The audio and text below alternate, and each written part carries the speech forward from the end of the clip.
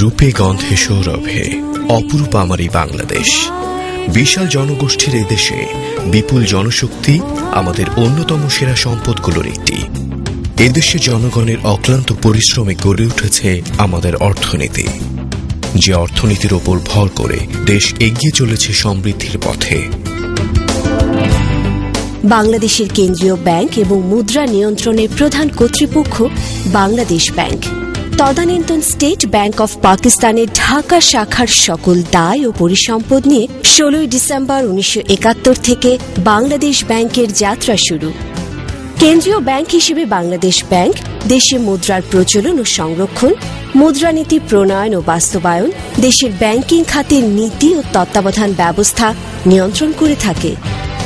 দেশীয় মুদ্রার অভ্যন্তরীণ ও আন্তর্জাতিক বিনিময় মূল্য স্থিতিশীল রাখা, বৈদেশিক মুদ্রা মজুদ ব্যবস্থাপনায় ভূমিকা রাখা, দেশে সম্ভাব্য সর্বোচ্চ পরিমাণ বিনিয়োগ ও উৎপাদন ব্যবস্থায় সহায়তা প্রদান করা এবং সরকারের ব্যাংকার হিসেবে যাবতীয় লেনদেন সম্পন্ন করা বাংলাদেশ ব্যাংকের কতিপয় প্রধান লক্ষ্যগুলোর মধ্যে অন্যতম।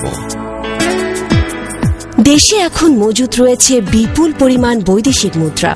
2013 সালে রেমিটেন্স আয়ের নতুন রেকর্ড করেছে বাংলাদেশ।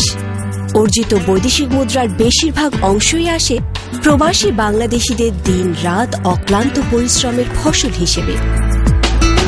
প্রবাসীদের পাঠানো অর্থেই দেশের অগ্রগতি পৌঁছেছে আজ ঈর্ষণীয় পর্যায়ে। ফলে দেশের রেমিটেন্স আয়ের পাশাপাশি বিনিয়োগ, উৎপাদন, জনশক্তি রপ্তানি ও রপ্তানি আয় বেড়েছে। দেশে ব্যাংকিং খাত সহ সকল অর্থনৈতিক কর্মকাণ্ডে তথ্য প্রযুক্তি প্রয়োগের ক্ষেত্রে বিপ্লব সাধিত হয়েছে। সে ধারাবাহিকতায় ডিজিটাইজেশনে বাংলাদেশ ব্যাংক অনেক দূর এগিয়েছে। আধুনিকতায় বাংলাদেশ ব্যাংক পদার্পণ করেছে এক নতুন যুগে। কেন্দ্রীয় ব্যাংক বিনিয়োগের বেশ কটি খাতকে অটোমেশনের আওতায় নিয়ে আসায় প্রবাসী বাংলাদেশিরা খুব সহজে দেশের বাইরে থেকে ক্রয় করতে পারছেন বিভিন্ন ধরনের বন্ড, ট্রেজারি বিল এবং ট্রেজারি বন্ড ক্রয় করতে পারছেন সহজলভ্য এবং উচ্চ লাভাংশের US dollar premier bond, US dollar investment bond এবং wage earner development bond.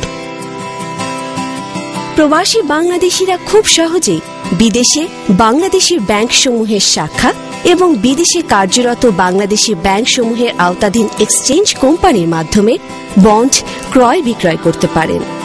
2012 17 December থেকে অনলাইনে ট্রেজারি বিল ও বন্ড কেনাবেচার সেকেন্ডারি বা দ্বিতীয় স্তর বাজারে কার্যক্রম উদ্বোধন করা হয়। ট্রেড ওয়ার্ক স্টেশনের মাধ্যমে পুঁজিবাজারের মতো অনলাইনে যে কোনো ব্যক্তি বা প্রতিষ্ঠান লেনদেনের অংশ নিতে পারেন। সঞ্চয়পত্র গ্রাহকদের সেবা প্রদান বাংলাদেশ ব্যাংকের অন্যতম সেবাগুলোর একটি।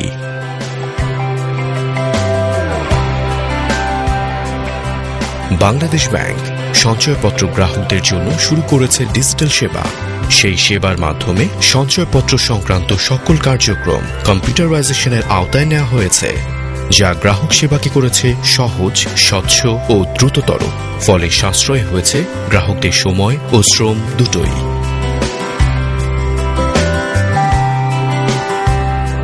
একসময় বাংলাদেশ প্রাইজ বন্ডের ড্রয়ের ফলাফল কাগজে প্রিন্ট করে এবং পত্রিকার মাধ্যমে প্রকাশ করা হতো।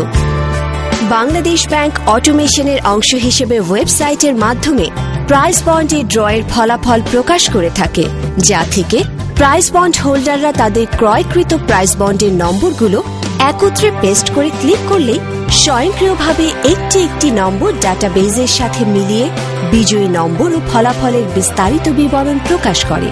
ফলে আগের মতো একটি একটি করে নম্বর মিলিয়ে দেখার প্রয়োজন পড়ে না। ক্রয় সংক্রান্ত কাজ সুষ্ঠু ও স্বচ্ছভাবে সম্পন্ন করতে বাংলাদেশ ব্যাংক চালু করেছে ওয়েব ভিত্তিক ই-টেন্ডারিং ব্যবস্থা। বাংলাদেশ ব্যাংকের দেশি বিদেশি টেন্ডার প্রক্রিয়ায় এই সফটওয়্যারটি ব্যবহার করা হচ্ছে। এর ফলে অনলাইনে দরপত্র আহ্বান, দরপত্র গ্রহণ, মূল্যায়ন সহ দরপত্র সংক্রান্ত যাবতীয় কাজ ইলেকট্রনিক পদ্ধতিতে বাস্তবায়িত হচ্ছে। দেশীয় ও বিদেশি কোম্পানিগুলো এখন ওয়েবসাইটে তাদের দরপত্র সংক্রান্ত কাগজপত্র দাখিল করতে পারছে।